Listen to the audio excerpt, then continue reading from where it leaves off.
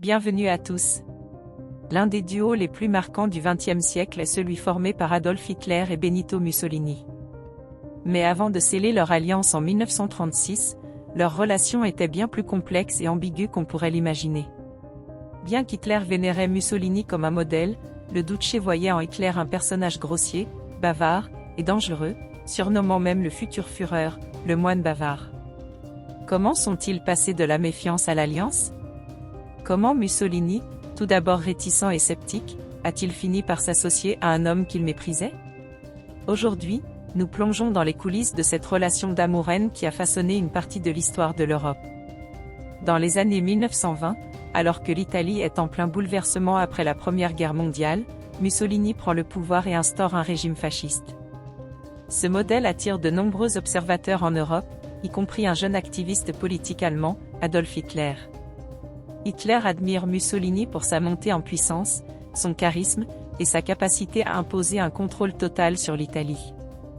Pour lui, le Duce représente ce qu'un leader fort doit être, un homme capable de galvaniser les foules et de bâtir une nation fière. Il rêve d'accomplir la même chose en Allemagne, où il est encore loin d'être chancelier. Hitler s'efforce de copier le modèle fasciste italien, adaptant les stratégies de Mussolini pour renforcer sa propagande et créer une idéologie nationaliste allemande. Fasciné, il cherche à rencontrer son modèle. Mais Mussolini, déjà en position de pouvoir, regarde cet admirateur avec une condescendance certaine. Les récits de leur première rencontre nous dépeignent un Mussolini passablement agacé par ce qu'il perçoit comme un fanatisme grossier. Lorsqu'Hitler s'empare du pouvoir en 1933, la méfiance de Mussolini ne fait que croître. Contrairement à Hitler, il voit le fascisme comme un outil politique pragmatique, loin des dogmes raciaux ou mystiques qui obsèdent le Führer. Mussolini méprise également les élans racistes d'Hitler qu'il considère exagérés. Pour lui, Hitler manque de subtilité politique. Il le qualifie d'homme imprévisible et incontrôlable, incapable de gouverner avec nuance, ce qui peut être dangereux pour l'équilibre européen. En privé, Mussolini utilise souvent le surnom de « moine bavard » pour parler de Hitler, un sobriquet à la fois méprisant et révélateur de son aversion pour les discours interminables et passionnés de son homologue allemand. En 1934, Hitler cherche à impressionner Mussolini lors d'une première rencontre officielle à Venise. Mais cette entrevue tourne court. Mussolini, gêné par la chaleur et exaspéré par les longs monologues de Hitler, fait tout pour montrer son indifférence. Durant l'entretien, il regarde souvent sa montre, laissant entendre qu'il n'a ni le temps ni l'envie d'écouter les exaltations d'Hitler sur la suprématie germanique. Cette attitude glaciale est mal vécue par Hitler, qui comprend que son modèle le voit comme un amateur. Au-delà des différences de style et de personnalité, une question géopolitique vient rapidement opposer Mussolini et Hitler, celle de l'Autriche. Hitler, d'origine autrichienne, rêve de voir l'Autriche rattachée au Reich allemand. Cependant, Mussolini considère l'Autriche comme un État tampon essentiel entre l'Italie et l'Allemagne. Son intérêt pour la région est double, il s'agit non seulement d'une barrière stratégique, mais aussi d'une zone d'influence italienne en Europe centrale.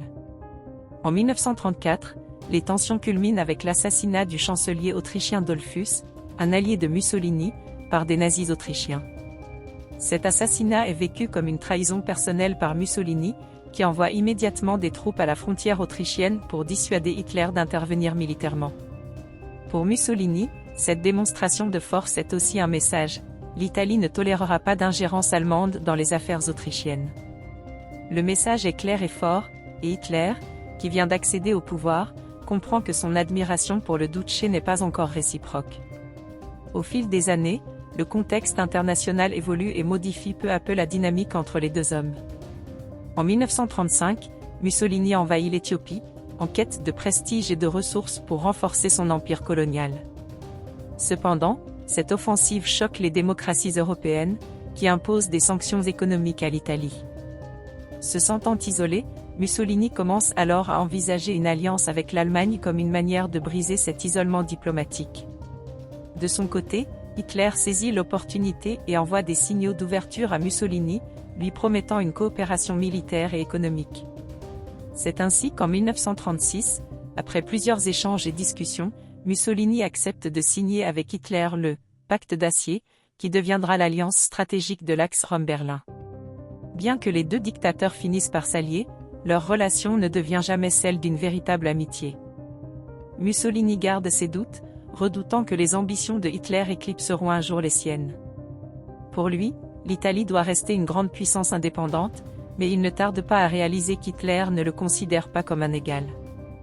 Les succès militaires de l'Allemagne en Europe placent Mussolini dans une position subordonnée.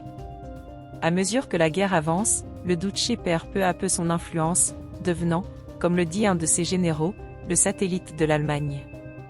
Les anecdotes sur les rencontres entre Hitler et Mussolini montrent à quel point cette relation est toujours restée tendue.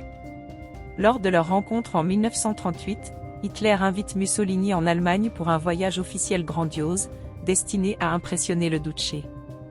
Mais Mussolini, bien qu'impressionné par les démonstrations militaires, confie à ses proches qu'il se sent toujours méfiant, conscient qu'il est dépassé par les ambitions de son allié. Lors d'une autre réunion, Mussolini, exaspéré par l'attitude autoritaire d'Hitler, finit par lui faire comprendre qu'il n'est pas son subordonné. En retour, Hitler, toujours obséquieux en présence du Duce, modère son discours. Cependant, en privé, il ne cache pas son mépris croissant pour Mussolini, le trouvant dépassé et indécis. Finalement, cette alliance, née du pragmatisme et de la nécessité, se révèle être une impasse fatale pour Mussolini, dont l'armée ne peut rivaliser avec la Wehrmacht. Si ce récit sur la relation complexe et tragique entre Mussolini et Hitler vous a captivé, n'oubliez pas de liker cette vidéo et de vous abonner pour ne pas manquer nos prochaines vidéos sur les relations fascinantes et méconnues de l'histoire. Merci pour votre soutien et à très bientôt pour de nouvelles histoires.